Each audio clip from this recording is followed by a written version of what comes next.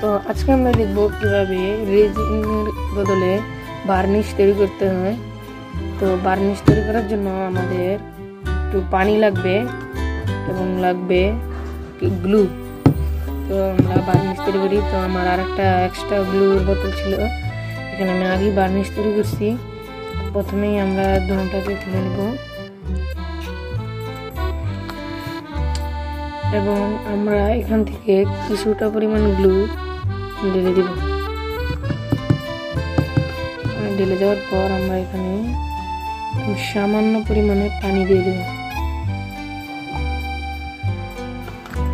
পানি দিয়ে আমাদের চাপটা দিয়ে আটকে দেব। তারপর আটকে দিব, গ্লুটা জমে যাবে। তারপর আমরা একটু স্ম্যাশ করলেই আমাদের বার্নিশ তৈরি।